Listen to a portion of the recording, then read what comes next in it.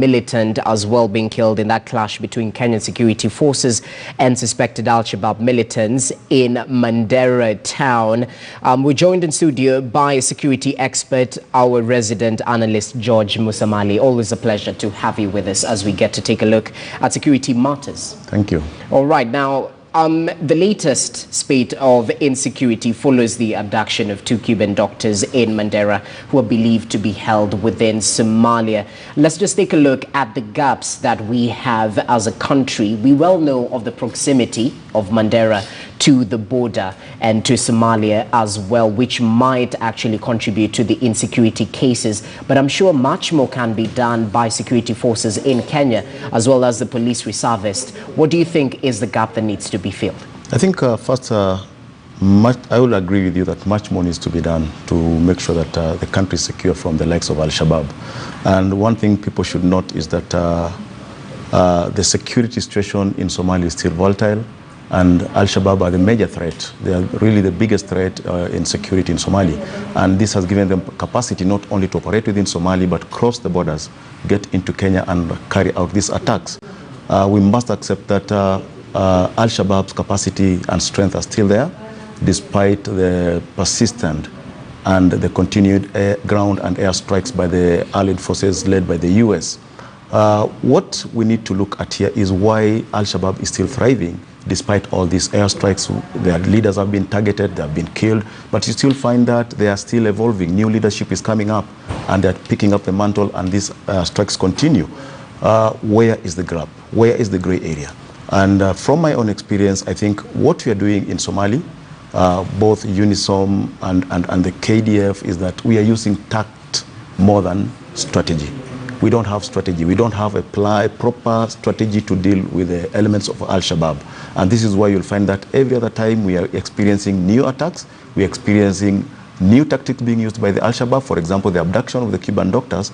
This is a style, it's a copycat style from the ISIS in Iraq. And they're using this as a fundraising method. What we need to actually look at is intelligence-based security. Are we able to penetrate the Al-Shabaab? Are we able to get intelligence information that will assist us in combating this Al-Shabaab much more better than as what we are doing currently? Because we are not stopping them. And this is what should be worrying Kenyans right now. All right, speaking of tact and lack of strategy, I think the most fundamental thing we should question is the financial aspect. Because it seems the Al-Shabaab in Somalia is well motivated in order to carry out attacks, not just in the country, causing volatility in Somalia, but also bringing forth, a reign of destruction in Kenya as well. What is the probability of the Islamic State, that's ISIS, actually having a strong foothold in Al-Shabaab and also being part and parcel of the militant group in Somalia? I think the Islamic State doesn't have a strong footing in Al-Shabaab. These are two different functions that are trying to get to control Somalia. There's also a third group, the ISIL, and these are mostly operating within Mogadishu. And their kind of operation is that they're carrying out targeted killings. So they are not so much of a threat to Al-Shabaab. And you'll find that these functions are operating differently. And that is why you'll find that in places like Lower Jubaland and Upper Jubaland, you'll find that the IS is actually operating in that area and it's getting footing. But in other parts of Somalia, Al-Shabaab are still the dominant force. And I tend to think that there is no synergy between Al-Shabaab and the IS. And that is why right now, the attacks have not been so lethal, because these two groups are fighting amongst each other. What we should look at, especially in Kenya, because so far we've not seen any attacks that have been coordinated or carried out by IS within the borders, it's Al-Shabaab that is the dominant force along the Kenyan-Somali border. And what the Kenyan security forces should do is actually being proactive as opposed to being reactive. Always we've been reacting. For example, the Cuban doctors were picked, and when you look at terror operations, they are carried out in stages. And in most cases, you'll find that a target is identified and then this target is surveilled. They do what we call pre-operational surveillance on the target, looking at the security measures around the target. And this is the only time when you'll find that they will expose themselves. They will do it overtly. When they do target selection, it's done covertly. You'll not be able to know that you, for example, you're being identified as a target.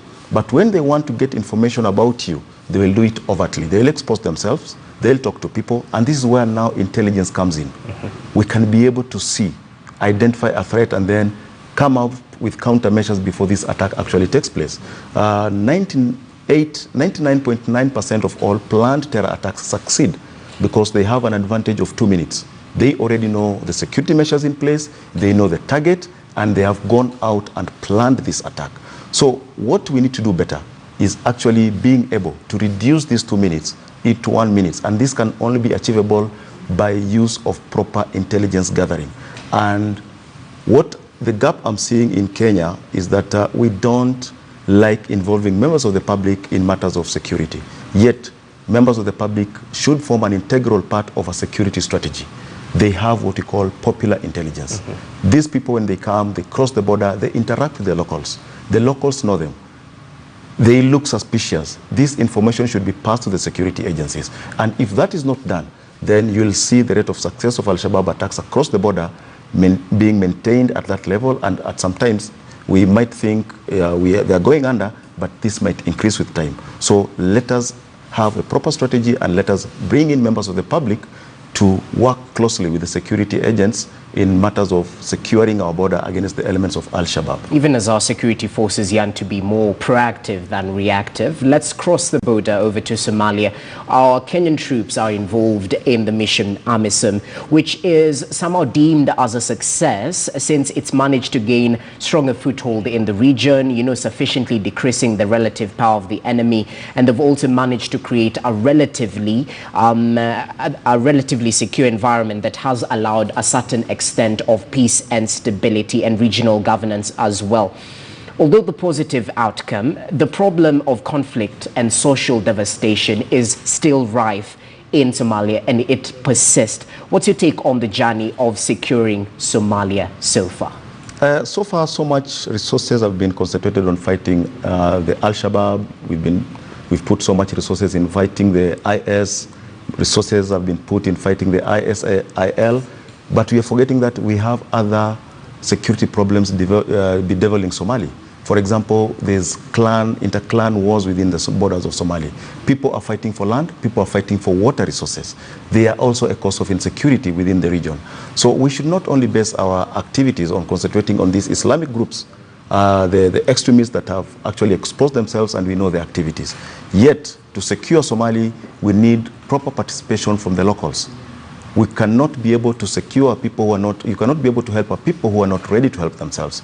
We should find a more permanent solution to the inter-clan wars within Somalia, so that when we have peace, relative peace, no clan wars, people are not fighting for resources, we've opened up Somalia, people have other economic activities apart from being herders and gatherers, build schools, so that we have a citizenry that is specified. And then we can now concentrate our firepower on dealing with that common enemy that has been identified, who are the Al-Shabaab and the other groups that are operating within the borders of Somalia. But when we are only talking about the Al-Shabaab, carrying out airstrikes against the Al-Shabaab, and what we are actually achieving by this is hitting the leadership of Al-Shabaab. And at some point, we have what we call collateral damage. People who are not even involved in this war. So at the end of the day, you'll find that the people of Somalia believe that this is an imperialist government. This is a government that has been imposed on them. So we need also a political solution to the insecurity in Somalia. Let's have a government that is accepted by the people of Somalia. A government that they feel attached to. Yes, we elected our leaders and we accept them to be our leaders. But as it is right now, the Somali people still feel that this is a government that has been imposed on them. They feel like UNISOM is an invading force. It's not there to provide security. And that is why it was so easy for the Al-Shabaab to actually carry out surveillance on AMISOM troops, the Kenyan troops in Al Ade. They attacked an Ethiopian army base. They attacked a Ugandan army base. They also did the same to a Burundian army base. Yet we have locals around there who could have seen that these troops are targeted for attack. Yes. So we should be more friendly to the people of Somalia. Let us solve their problems. Let's solve their economic problems, find solutions for them. We should also look at their social welfare problems, sort them out, Let's make sure that these inter-clan wars are not there. And remember, it's also affecting us because they're carrying those hostilities from across the border and bringing them into Kenya, causing also insecurity in Kenya. All right. So we should look at all this wholesomely and then come up with a permanent solution. Guns alone will not be able to pacify Somalia as it stands right now. All right. Now, as we conclude, back home, we're receiving reports of, intelligence services being on high alert, especially due to the Ramadan period, which is just concluding. And we've seen this happen over and over again, especially during holiday periods, Easter, Christmas, that there's a high level of security.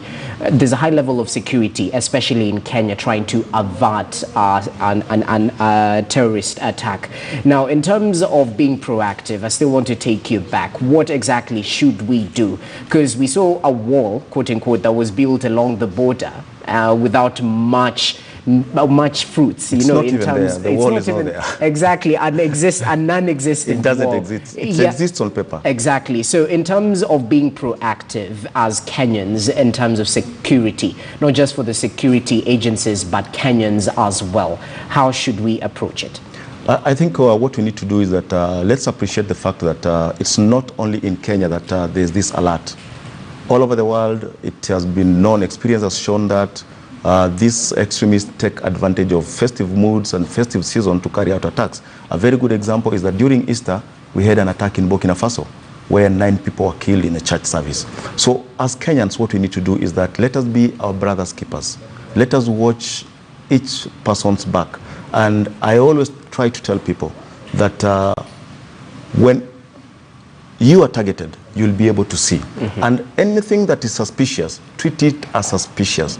Please make a report. Let's make a report. If it walks like a duck, quacks like a duck, know that it's a duck. And as I've said earlier, these people expose themselves during the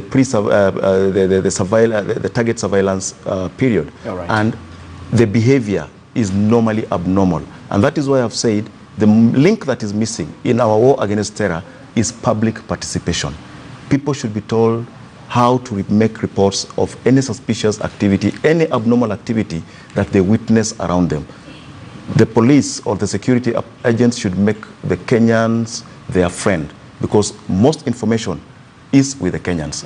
Let us have that participation of the members of the public in collection of intelligence, and let us use this intelligence prudently, and it will help reduce the 2 minutes that you're talking about to 1 minute. All right. Many thanks, George Musamali, security expert. Always a pleasure to have you with us as we take a look at security challenges facing the country.